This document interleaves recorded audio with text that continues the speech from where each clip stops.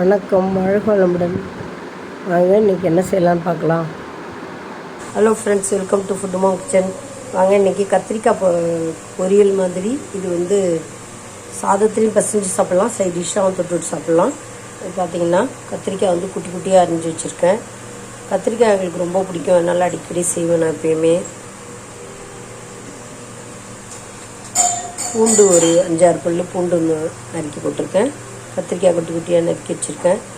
ஒரு வெங்காயம், ஒரு பெரிய தக்காளி எல்லாம் கட் பண்ணி வச்சுருக்கோம்.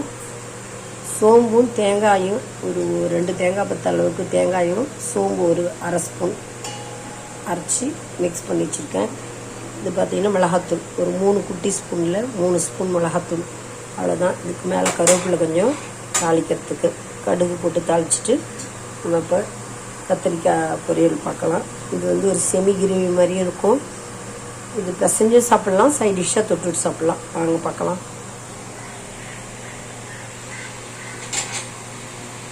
இல்லை, 1 ஸ்பூன் எண்ணெய் ஊற்றிட்டோம். கடுகு உளுத்த பருப்பு தாளிச்சிக்கலாம்.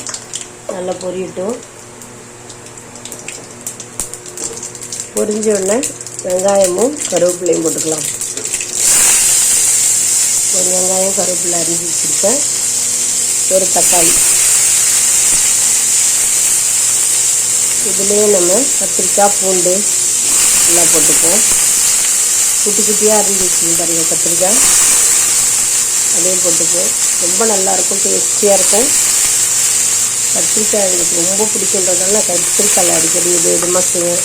கத்திரிக்காய் கூட்டு, கத்திரிக்காய் பொரியல் இந்த மாதிரி எனக்கு ரொம்ப பிடிக்கும். கத்திரிக்காய் சட்னி ரொம்ப பிடிக்குன்றதால அடிக்கடி செஞ்சுட்ருக்கேன் நான். இன்றைக்கி வேறு விதமாக செய்கிறோம். நம்ம நல்லா வதக்கி விட்டுப்போம்.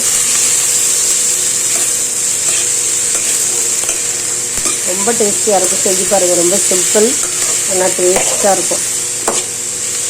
வேறு ஒன்றுமே தேவையில்லை, ஒரு ரசம் வச்சுட்டு இந்த மட்டும் நீங்கள் பண்ணிங்கன்னா போகும். ரொம்ப டேஸ்டியாக இருக்கும். கொஞ்சம் வதங்கட்டும். இல்லை, கொஞ்சம் மஞ்சள் தூள் போட்டுப்போம். ஓரளவு வதங்கினால வால்பட்டர் மிளகாத்தூள் 3 ஸ்பூன், சின்ன ஸ்பூனால் 3 ஸ்பூன் போட்டிருக்கேன். காரம் வேணும்னா இன்னும் கூட போட்டுக்கலாம். பெப்பர் போட்டுக்கலாம். பெப்பர் பவுடர் கூட கொஞ்சம் ஆட் பண்ணிக்கலாம், நல்லாயிருக்கும்.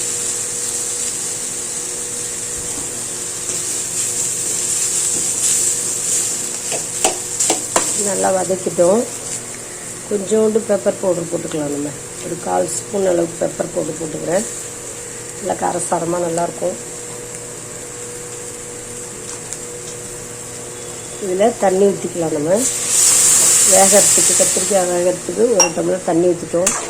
கத்திரிக்காய் வெந்துச்சுன்னா ஆல்மோஸ்ட் முடிஞ்சிடும். இது தேவையான அளவு உப்பு போட்டுக்கலாம்.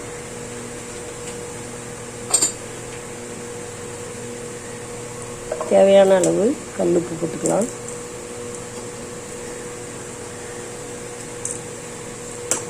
நல்லா வேகட்டுங்க, வெந்த உடனே பார்க்கலாம்.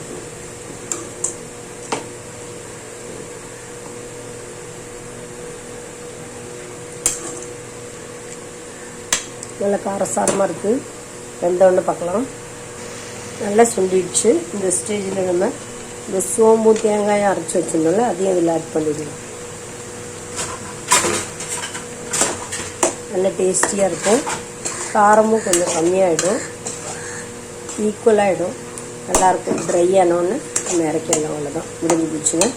மேலே கருவேப்பிலை தூவி இறக்க வேண்டியதுதான். சூப்பரான எம்மையான கத்திரிக்காய் செமி கிரேவின்னு சொல்லலாம், ஃப்ரைன்னு சொல்லலாம். ரொம்ப ட்ரை ஆகிட்டா ஃப்ரை ஆகிடும். இது கொஞ்சம் தண்ணியோடு எடுத்துட்டோம்னா செமி கிரேவியாக இருக்கும். ரொம்ப நல்லாயிருக்கும். செஞ்சு பாருங்கள். சாப்பாட்டுக்கு தொட்டு சாப்பிட்லாம், பிசைஞ்சு சாப்பிட்லாம்.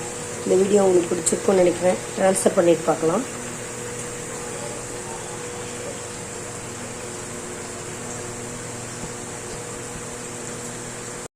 இது மேலே அப்படியே மழைச்சாரல் மாதிரி கருவேப்பிலை தூவிட்டோம்.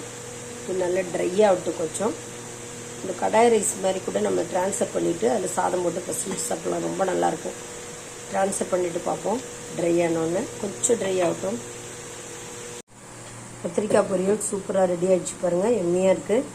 கடாய் ரைஸும் பண்ண போகிறேன். அந்த ட்ரான்ஸ்ஃபர் பண்ணிவிட்டு அதில் இருக்கிற மசாலாவில் கடாய் ரைஸும் நம்ம செஞ்சு சாப்பிட்டோம்னா ரொம்ப எம்மையாக இருக்கும். இந்த வீடியோ உங்களுக்கு பிடிக்கும்னு நினைக்கிறேன். பிடிச்சிருந்தா லைக் பண்ணுங்கள், கமெண்ட் பண்ணுங்கள், ஷேர் பண்ணுங்கள், மறக்காமல் சப்ஸ்கிரைப் பண்ணுங்கள். தேங்க்ஸ் ஃபார் வாட்சிங்.